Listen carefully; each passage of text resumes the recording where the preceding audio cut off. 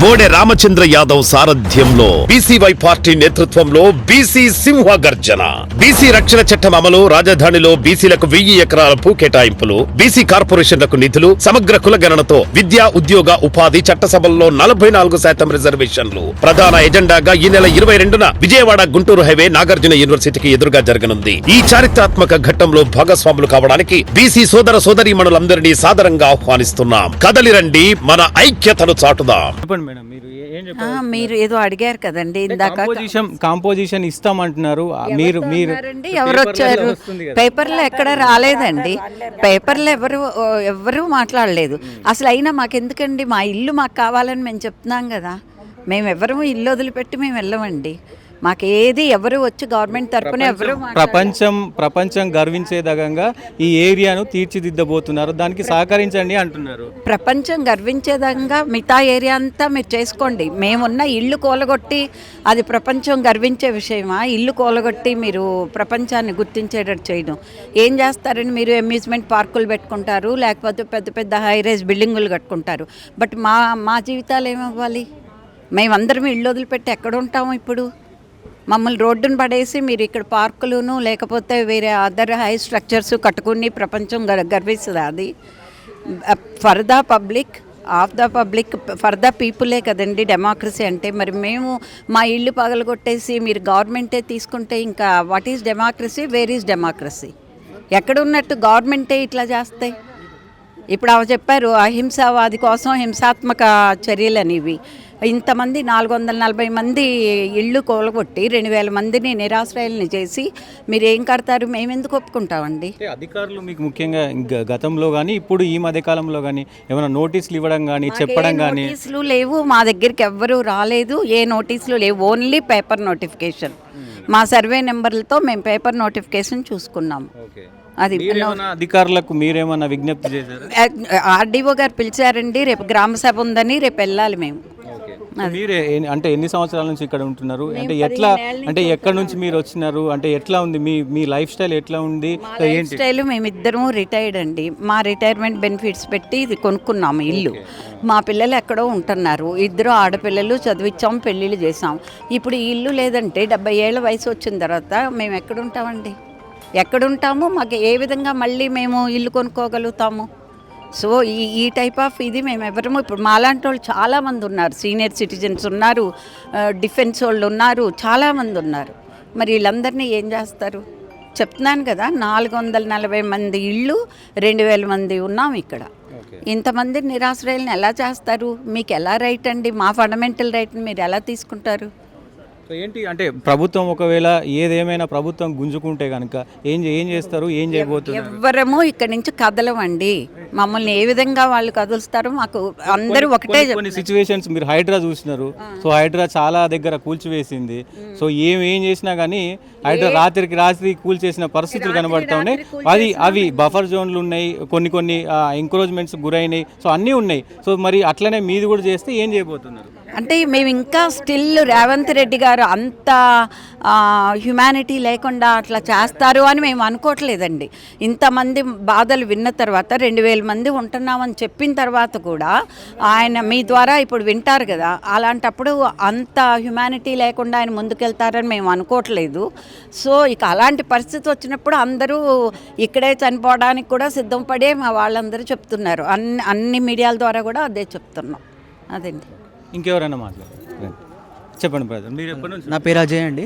మేము ఇక్కడ 14 ఇయర్స్ నుండి ఉంటున్నాం ఈ అపార్ట్మెంట్లో. లైక్ రీసెంట్గా 1 వీక్ బ్యాక్ మాకు లీగల్ నోటీస్ అనేది వచ్చింది. అది కూడా ఇండివిజువల్ ఫ్లాట్కి అనేది రాలేదు, డైరెక్ట్ న్యూస్ పేపర్లో పబ్లిష్ చేసి డైరెక్ట్లీ ఇది ల్యాండ్ అక్విజిషన్లో వెళ్ళిపోతుందని అంటే మేమందరం భయాందోళనలకు గురయ్యాము.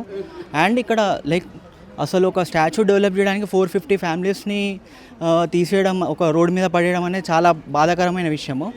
అండ్ ఈ స్టాచ్యూ కట్టడం వల్ల ఏమైనా యూజ్ ఉందంటే చేయొచ్చు, అది అసలు ₹1 యూజ్ వచ్చే ప్రాజెక్ట్ కూడా కాదు చేయడానికి. అలాంటిది మేము అసలు ఇక్కడ 14 ఇయర్స్ బ్యాక్ మాకంటూ అసలు ఒక ఫెసిలిటీ ఉండకపోతుండే. ఇప్పుడిప్పుడు ఈ నార్సింగ్ ఇవన్నీ కమర్షియల్ అయిపోయి చాలా డెవలప్మెంట్ వచ్చింది. అండ్ మేము కొన్నప్పుడు flat price almost 20 lakhs 30 lakhs. ఇప్పుడు ఎక్కడ పోయినా కూడా ఏ గైటెడ్ కమ్యూనిటీ పోయినా మినిమం 2 crores. అండ్ ఒక విల్లా కొనాలంటే అసలు మాలాంటి మిడిల్ క్లాస్ ఫ్యామిలీస్కి అది not at all possible. Composition ఇస్తాం. ఇప్పుడు ఏం కాంపోజిషన్ వస్తుందండి, ఏం కంపెన్సేషన్ వస్తుంది? అతను అన్న ఒక్క మాట కూడా నెరవేర్చుకోలేదు. అతను పుట్టి పెరిగిన కొడంగల్లోనే లైక్ ఫార్మా ఇండస్ట్రీ ఎస్టాబ్లిష్ చేస్తా అనుకున్నాడు. అక్కడ ఉన్న ప్రజలే అతన్ని తూ కొట్టి పంపించేశారు. అది వదిలేసి మళ్ళీ స్టూడెంట్ యూనివర్సిటీ మీద పడ్డాడు. యూనివర్సిటీలో కూడా ఒక పని అవ్వలేదు. అతను ఏ పని చేద్దాం అనుకున్నా కూడా అక్కడ ఒక్క పని అవ్వట్లేదు. అండ్ ఏదో విధంగా డబ్బులు మరి వెనకకి వేసుకోవాలని చూస్తున్నది ఈ గవర్నమెంట్, ఇంకేందో తెలియట్లేదు. ఒక లీడర్ అంటే ఒక యూత్ ఇన్స్పిరేషన్ అవ్వాలి. ఒక ఇప్పుడు యంగర్ జనరేషన్ మా అలాంటి వాళ్ళు కానీ, మా ఇప్పుడు చదువుకున్న వాళ్ళు కానీ. మీ దృష్టికి ఏం సూచన వచ్చింది? దాదాపు ఇక్కడ 15 ఎకరాలు పోతుంది అంటే ఈ ప్రాజెక్ట్ కింద, గాంధీ ప్రాజెక్ట్ కింద 15 ఎకరాలు మొత్తం కూడా అక్విజిషన్కి గురవుతుంది అని తెలుస్తుంది. సో ఇది విగ్రహం కాకుండా ఇంకేమైనా జరుగుతుందో మీ నోటీస్కి వచ్చిందా? ఇంకేం జరగదండి, ఇంకేం జరగాలి? అసలు ఇక్కడ ఉంది రివర్ ఫ్లో కూడా ఉండదు, మూసీ ఫ్లో అనేది కూడా ఉండదు.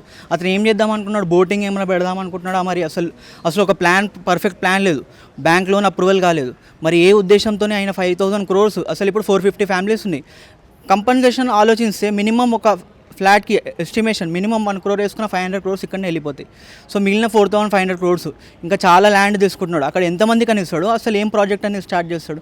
అసలు పైసలు లేనిది స్టార్ట్ చేసి అసలు ఏం యూజ్ ఉంటుంది? అసలు గవర్నమెంట్కి ఏం యూజ్?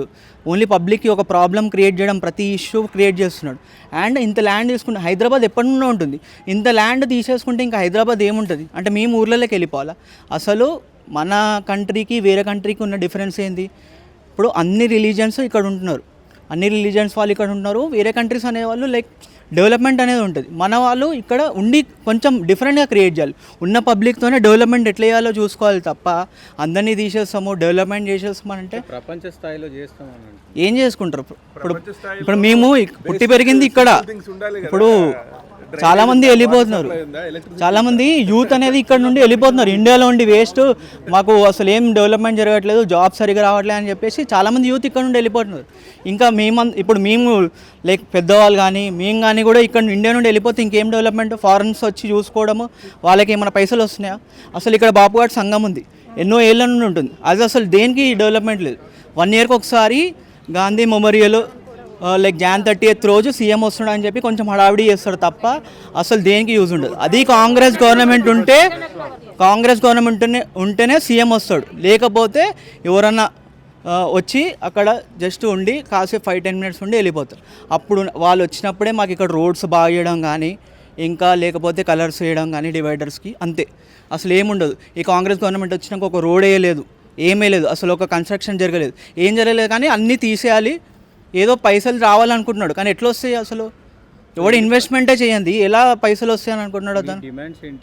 డిమాండ్స్ ఏం లేదు, ఉన్నట్టు ఉండనియండి, మాకు ఒక స్టాచ్యూ వద్దు, ఏమొద్దు, అది అంతే. ఈ ఫ్యామిలీస్ రోడ్డు మీద పడాలని ఎవరికి లేదు. ఇప్పుడు మమ్మల్ని రోడ్డు మీద పడేసినా మేము ఒక కొత్త ఇల్లు కట్టుకోవాల్సిన సిచ్యువేషన్లో లేము. ఇది ఇప్పుడు తీసేస్తే ఇది ఇప్పుడుతో పోయేది కాదు. ఇప్పుడు ఏముంది, ఇది న్యూస్ ఛానల్ వస్తుంది, అయిపోతుంది. మా ఫ్యామిలీస్ అనేటివి ఇయర్స్ దీన్ని భరించాలి. ఈ లాస్ అనేది అంత చిన్న లాస్ కాదు. అండ్ మేమైనా ఇప్పుడు మా పేరెంట్స్కున్న ఒక కళ, ఒక సొంత ఇల్లు ఉండాలని, అసలు ఇండియాలోనే అందరికీ ఒక ఫ్యామిలీకి ఉండేది కళ, సొంత ఇల్లు ఉండాలని. ఈ సొంత ఇల్లే ఇట్లా పోతుందంటే అసలు ఎంత బాధాకరమైన విషయం.